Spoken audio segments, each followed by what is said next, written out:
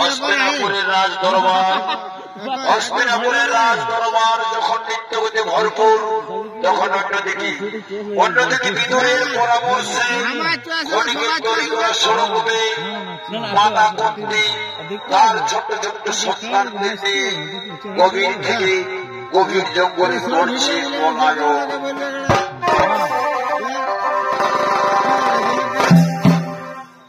পাখি জন দয়া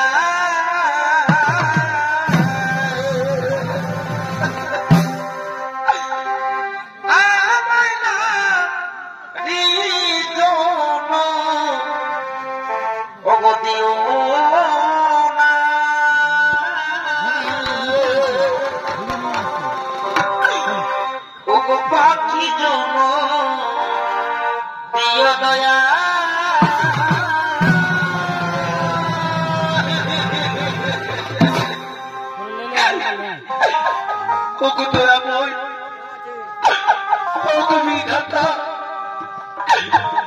তুমি আমায় নারী জনম না দিয়ে আমায় পাখি জনম দিতে পারতে দয়াময়। আমি মনের আনন্দে আকাশে উড়ে বেড়াতাম। ওগো মায়েরা, ওগো আমার মনেরা, তোমরা তো বুঝো এই নারী যন্ত্রণা কত বড়। আজ আমি রাজরানী কুন্তি, আজ আমি কিনা পথের ভিখারি।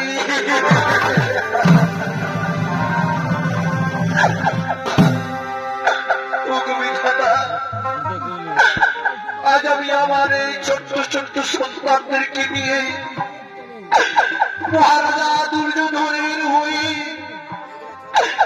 একাকিনী গভীর জঙ্গলে পলায়ন করছি। আমার ছোট্ট ছোট্ট সন্তানদেরকে নিয়ে গভীর জঙ্গলে করছি পলায়ন।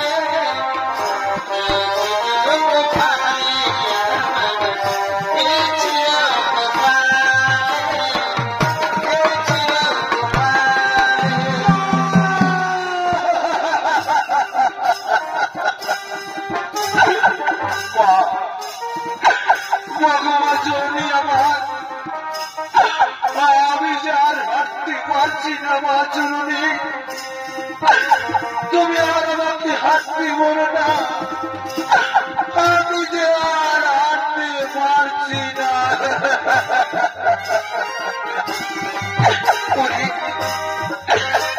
পুত্র আমার, আমি আসবে বাবা, আমাদের বিহারতেই হবে।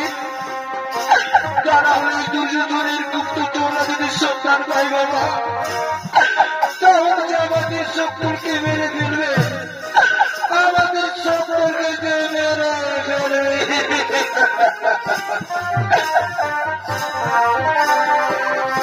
আর কতকালে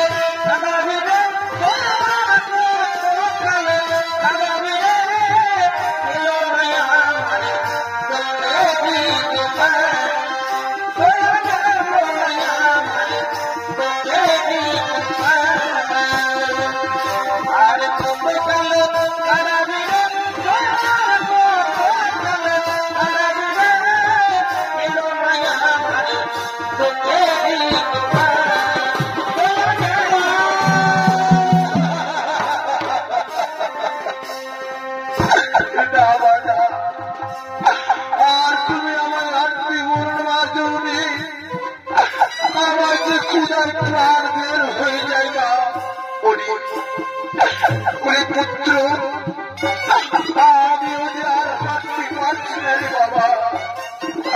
ওরে পুত্র যুধিষ্ঠির, শোন বাবা, আমি আর সৌদর্যে আর হাঁটতে পারছি না পুত্র, আমাকে তুমি ক্ষমা করিস পুত্র।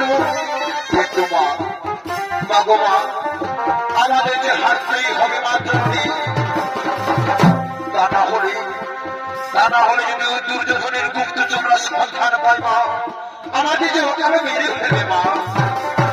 সঙ্গে সঙ্গে সঙ্গে সঙ্গে ভীমসেন বলছেন, শোনো দাদা, শোনো, মার ভাইরাও যতক্ষণ হাঁটতে পারবে না তখন তাদের কষ্ট দিয়ে কোনো লাভ হবে না দাদা।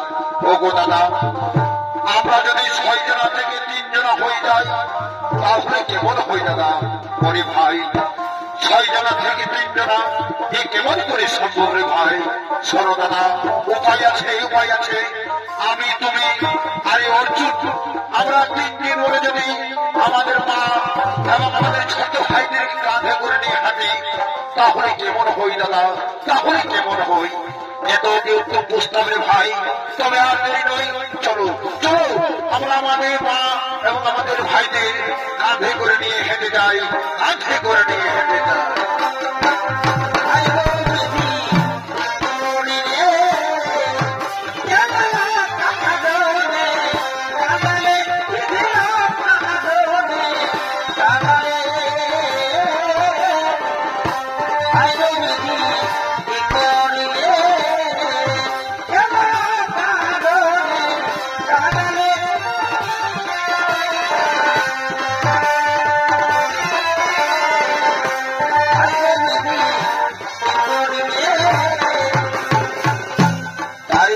দর্শক মন্ডলী, এদিকে এদিকে অর্জুন, ভীম ও যুধিষ্ঠির তাদের মাতা এবং তাদের 2 ভাইকে কাঁধে করে নিয়ে গভীর থেকে গভীর জঙ্গল থেকে হেঁটে চলেছে।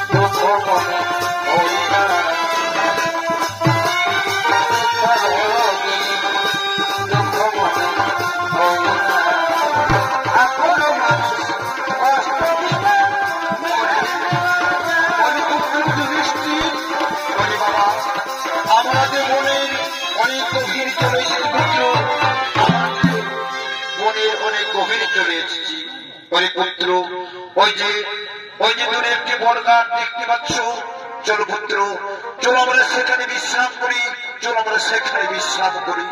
কিন্তু মা, মা গো মা, আমরা যদি বনবৃক্ষের তলায় বিশ্রাম করি মা, তাহলে এই বনের সব পর্যন্ত জানোয়াররা আমাদেরকে খেয়ে ফেলবে মা, আমাদের যে ওখানে প্রাণ দেবে মা জননী। সঙ্গে সঙ্গে ভীমসেন বলছেন, শোনো সর্বদা শোনো, আমি হচ্ছি ভীমসেন, আমি সাথে তোমাদের কোনো চিন্তা নেই। যাও যাও দাদা যাও, তুমি মা এবং ভাইদেরকে নিয়ে ওই বড় বৃক্ষের তলায় বিশ্রাম করবে যাও। আমি হচ্ছি ভীমসেন, আমি হচ্ছি দশস্তের সবচেয়ে বড়শালী, আমি একা তোমাদের এই গভীর জঙ্গলে পাহারা দিব। দেখি বড় জন্তু জানোয়ার তোমাদের কোনো ক্ষতি করতে পারবে না। দাদা যাও যাও দাদা যাও, আর বিলম্ব না করে মা এবং ভাইদেরকে নিয়ে তুমিও বড় বৃক্ষের তলায় বিশ্রাম করবে যাও, বড় বৃক্ষের তলায় বিশ্রাম করবে যাও। তাই শুধু দর্শক মন্ডলী, ভীমসেনের কথায় যুধিষ্ঠির তার মাতা এবং তাদের ভাইদেরকে নিয়ে বড় বৃক্ষের তলায় বিশ্রাম করছে। আর সেই গভীর অরণ্যে ভীমসেন একাকী পাহারা দিয়ে যায়। আর সেই গভীর জঙ্গলে বাস করতেন দুই ভাই বোন রাক্ষসী হিড়িম্ব এবং হিড়িম্বা। তারা দু ভাই বোন অনিয়ন্ত্রণে মৃত্যুবিধি করার জন্য আগমন করিতেছে।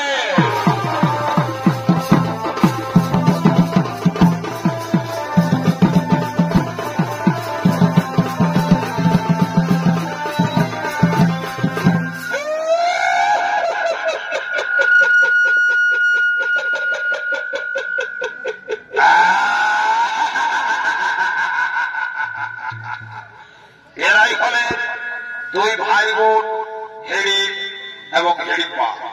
এই হিড়িম্ব এবং হিড়িম্বার ভূমিকায় যারা নৃত্য পরিবেশনা করে দেখাবেন তারা হলেন দুই তরুণ শিল্পী, লালটু সিং সর্দার ও বিধান চন্দ্র মাঝি।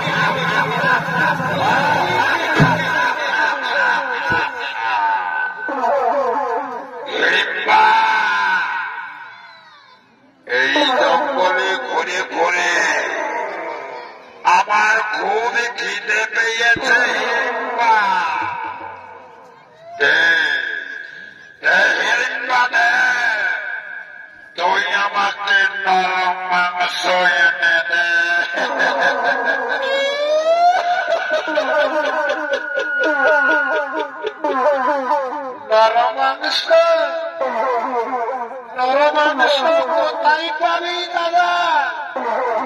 এই নে মজিরা পান কর। আমার মজিরা চাই না হিপ্পা, আমার চাই নরমাংস।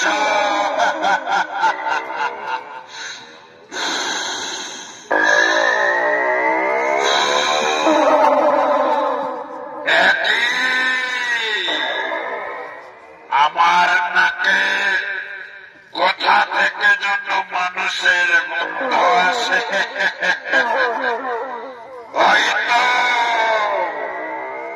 হয়তো ওই বটবৃক্ষের তলায় 6-6টি মানুষ শুয়ে আছে।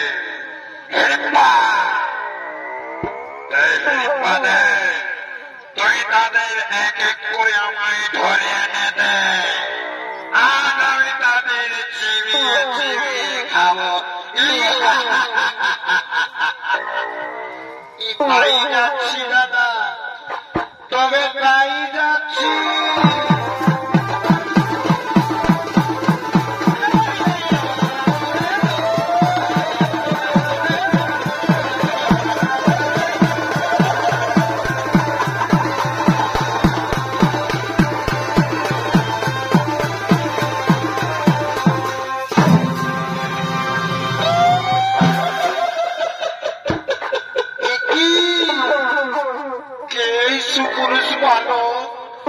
যার রূপে আমি মুগ্ধ হয়ে গেছি, আমার মতো রাক্ষসীকে যার রূপে পাগল করে দিয়েছে। না না না, একে আমি বোধ করতে পারবো না। এই সুপুরুষ বালককে আমি যদি আমার স্বামী রূপে পাই, তাহলে আমার জীবন ধন্য হয়ে যাবে। কিন্তু না, আমি যদি তার কাছেই বেশি যাই, সে তো আমায় মেনে নেবে না। তাই আমি তার কাছে ছদ্মবেশে যাব, ছদ্মবেশে যাব।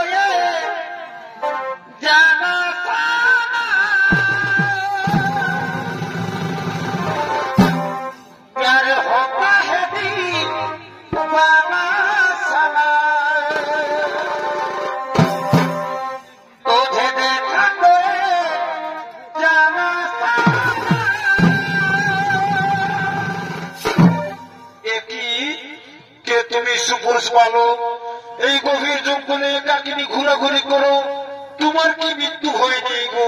তোমার কি মৃত্যু হয় নয়? তার আগে তুমি বলো সুন্দরী, কে তুমি? এই গভীর জঙ্গলে একাকিনী ঘোরাঘুরি করো, তোমার কি মৃত্যু হয়নি কি সুন্দরী? ওগো ওগো আমার প্রাণের পুরুষ, আমার নাম হলো ফুলকুমারী। এই জঙ্গলে আমি একাকিনী ফুল তুলে বেড়াই।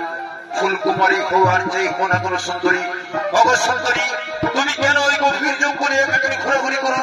তোমার কি মৃত্যু হয়নি সুন্দরী? যাও যাও সুন্দরী, যাও, তুমি বাড়ি ফিরে যাও, তুমি বাড়ি ফিরে যাও। না গো না, আমি যে তোমায় প্রথম দেখাই ভালো পেয়েছে ফেলেছি, আমি যে তোমার রূপে মুগ্ধ হয়ে গেছে গো।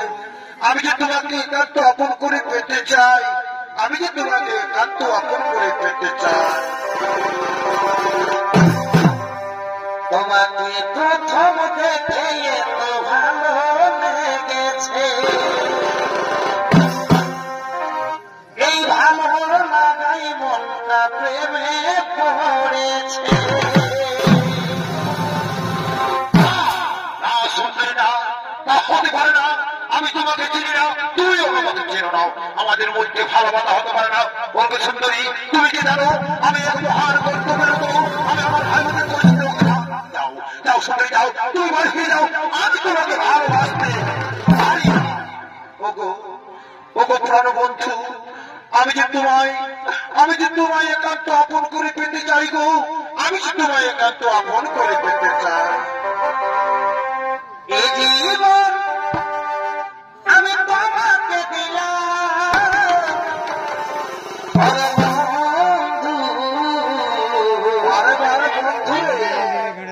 তুমি শুধু আমায় ভালোবাসা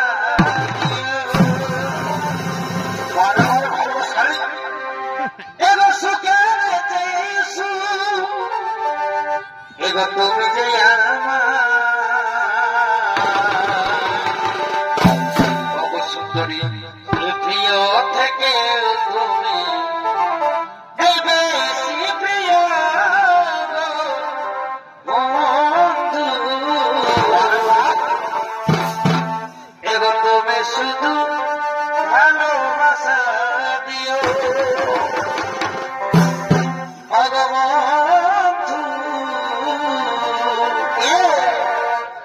শুধু ভালোবাসা।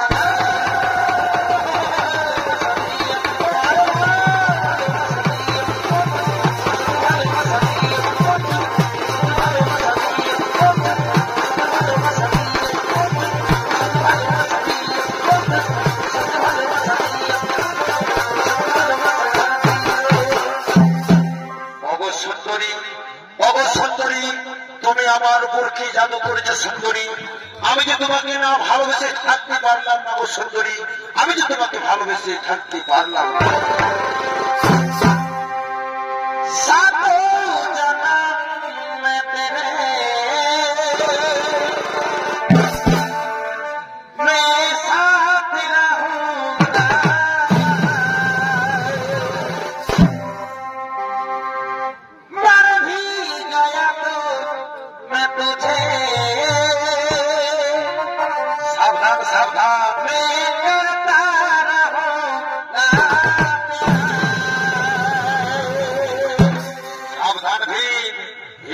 দাদা আসছে বুঝেছি।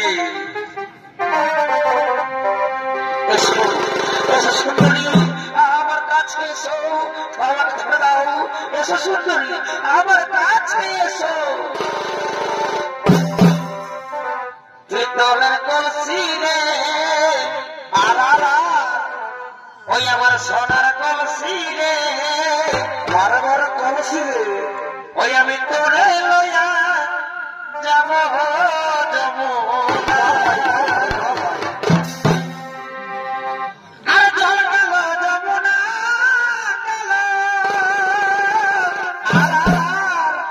তাই তোমারে আমি বাসি ভালো, ভালোবাসার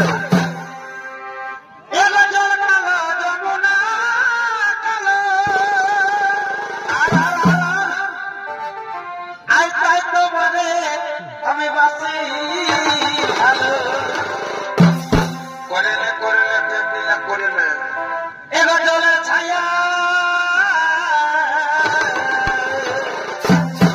মনের মতন করেলে এবার জলের ছায়াই তোমার যৌবন দেখা তোদের দেখাচ্ছে মজাতে যাচ্ছে না জলের কলসি রে, ওই আমার সোনার কলসি রে,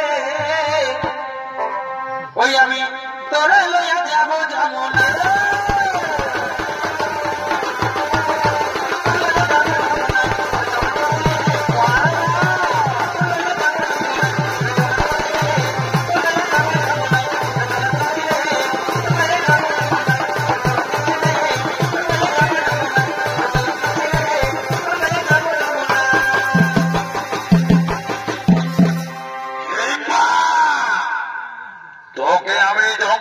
পাঠিয়েছি ওই নর মানুষদের ধরে আনতে, আর তুই কিনা কলঙ্কিনী পরপুরুষের সঙ্গে প্রেম নিয়ে মাত না।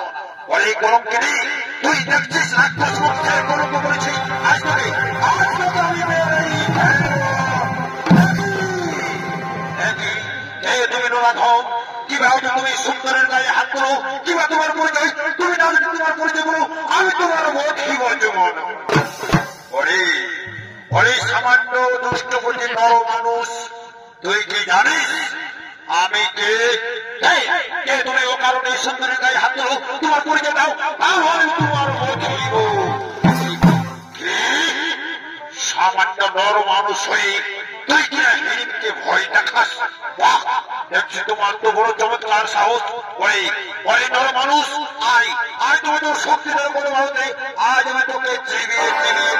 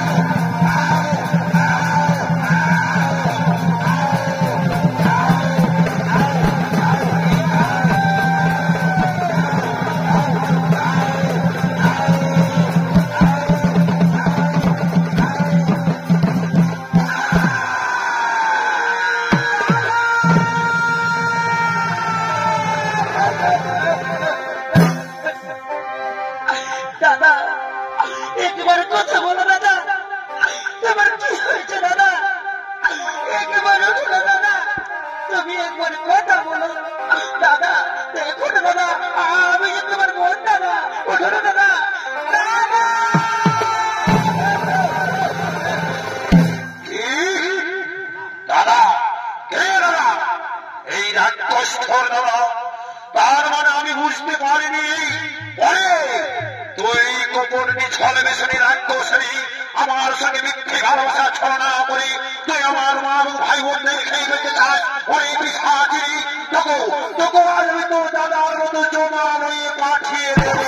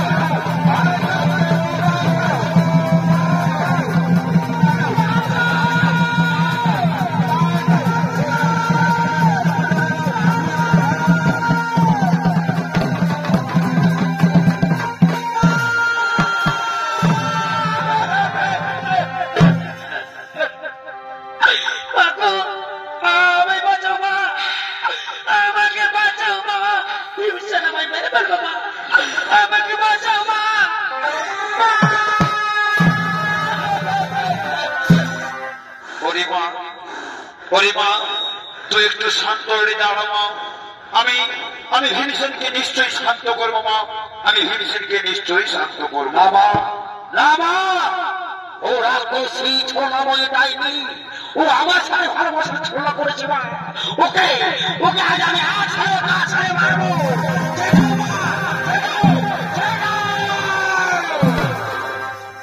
না না রে পুত্র না, আমরা যে ক্ষত্রিয় বাবা, আর ক্ষত্রিয় হয়ে কোন নারীকে মারতে নেই পুত্র, কোন নারীকে মারতে নেই। ওরে পুত্র তুই একটু শান্ত হয়ে দাঁড়া। আমি জিজ্ঞেস করছি ওই নারী কি এমন অপরাধ করেছে যার জন্য তুমি তাকে শাস্তি দিতে চাও পুত্র, যার জন্য তুমি তাকে শাস্তি দিতে চাও? বলো বলো বলো মা, তুমি কি এমন অপরাধ করে ফেলেছ যার জন্য আমার পুত্র ভীমসেন তোমাকে শাস্তি দিতে চাই মা, তোমাকে শাস্তি দিতে চাই? বাবু আমি অপরাধ করেছি মা, আমি অপরাধ করেছি মা। আমি তোমার পুত্র ভীমসেনকে আমি মনে প্রাণে আমি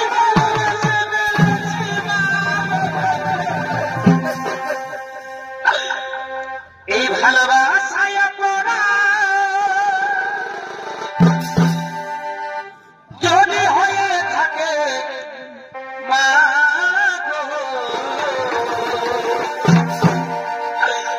তবে আমি বড়